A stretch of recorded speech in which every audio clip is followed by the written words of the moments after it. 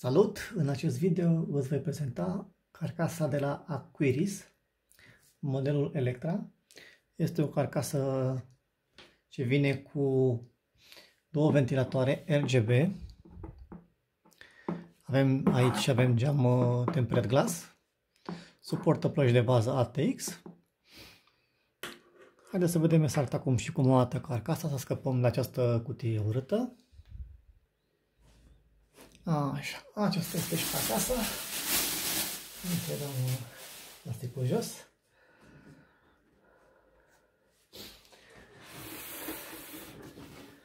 Frontal avem logo-ul Aquiris aici jos. Aici este o imitație de textură de carbon. Frumoasă imitația asta.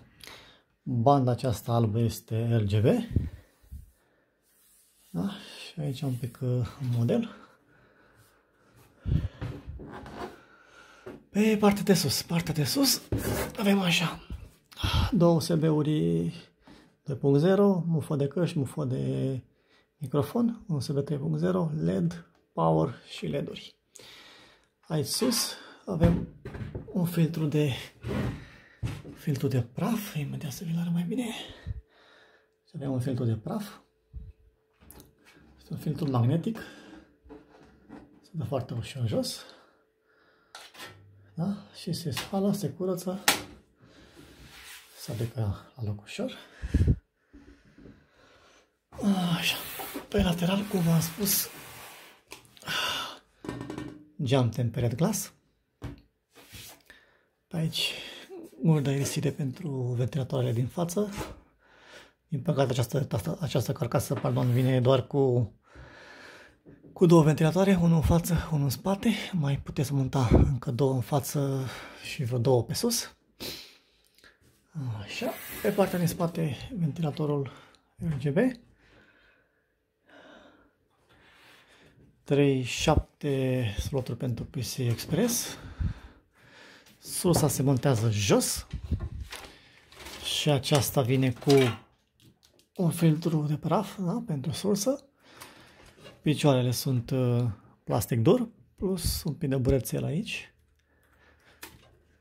Așa.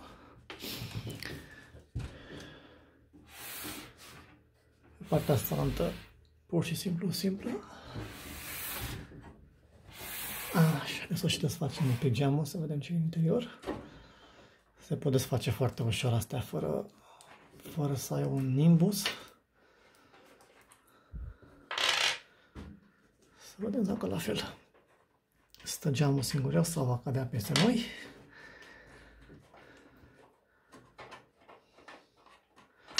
Ok, și la această carcasă este o margine.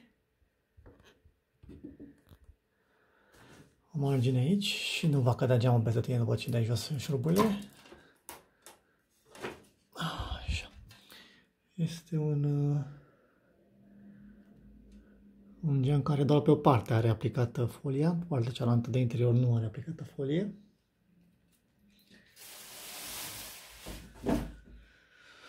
Așa, în interior instrucțiuni în limba română, ceea ce este util, foarte bine. Câte ventilatoare se pot instala? 7 în total, maxim acceptate.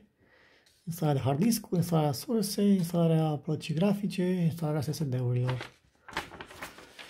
Așa. În interior, sursa se montează aici jos, cum am spus. Avem aerisire pentru ea. Este și mascată frumos. Logo-ul Aquiris aici. Ventilatorul celălalt RGB. În interior câteva șuricei și șuruburile aferente, plus cablurile necesare. Sunt curios totuși cum merg aceste RGB-uri, cine le controlează și cum.